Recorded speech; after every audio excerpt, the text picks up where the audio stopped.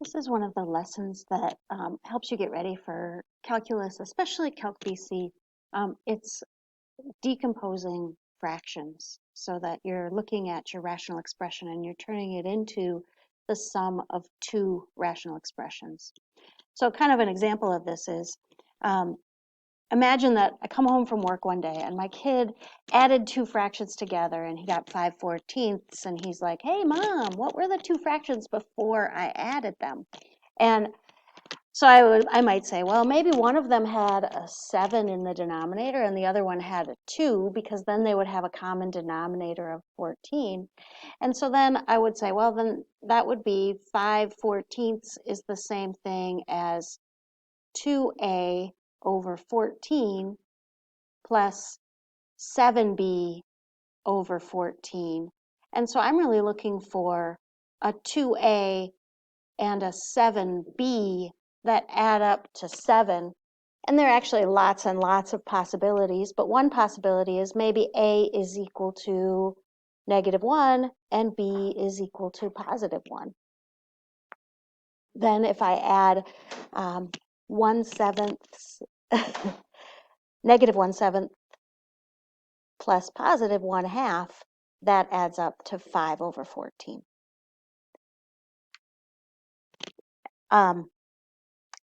And so what we did was we found a common denominator, we cleared the fractions, and we found an a and b that worked for us.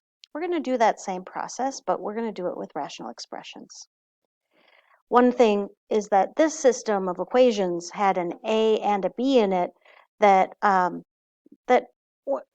it was only one equation, so there were multiple possible answers. We chose one of them, but there are many different possible answers, so it wasn't very satisfying.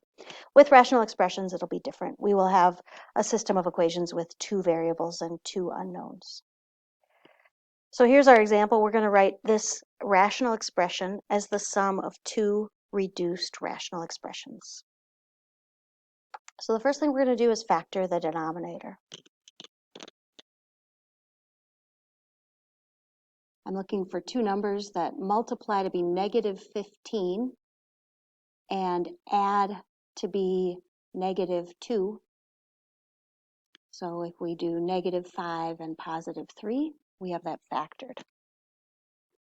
Now we're going to write it as the sum of two fractions that have unknown numerators. So I don't know what the numerator is, but I know the denominator was x minus 5. And I don't know what the numerator is, but I know that the denominator is x plus 3. Now we're going to clear our fractions. I should have written that down, but we're going to clear our fractions. So we're going to multiply both sides of this equation by x minus 5 times x plus 3.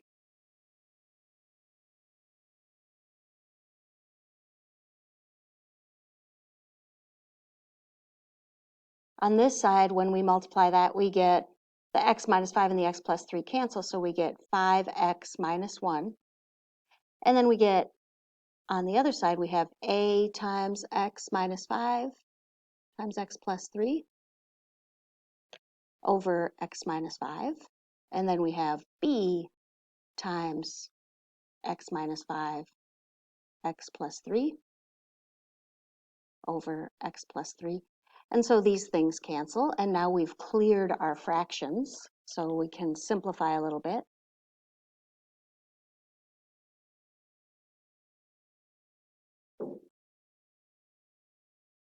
So bx minus 5b.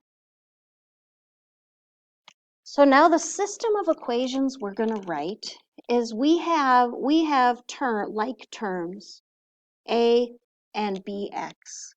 And when we add those like terms together, we get 5x. So that means that a plus b has to equal 5. And then we also have like terms, 3a and -5b, that have to add together to give us -1. So we say, okay, 3a minus 5b has to be -1. Now that we have a system of equations, we can solve that system of equations using whatever method works for us. So I taught you earlier this chapter how to use matrices to solve a system of equations. So we could do 1, 3, 1, -5 times AB is equal to 5, -1. And then we can grab our calculators and we can do the inverse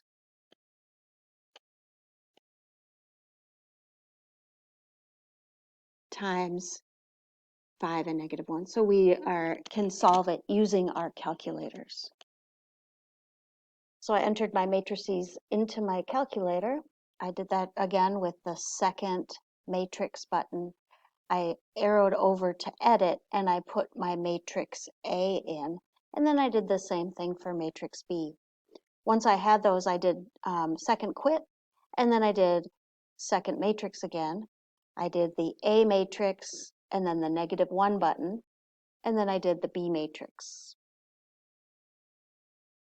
And when I do that, I get 3, 2 as my answers, which means that, going back to my original problem, that means that variable A is 3 and variable B is 2. Again, what that means is that, well, if I go back to my original equation, it means that this is equal to 3 over x minus 5 plus 2 over x plus 3. And notice that we only have one possible answer for this one. We don't have that ambiguous situation that I had with the other problem. So that's how you use partial fraction decomposition to do this. I have another video that has more examples, but if you don't need more examples, you're welcome to skip that video.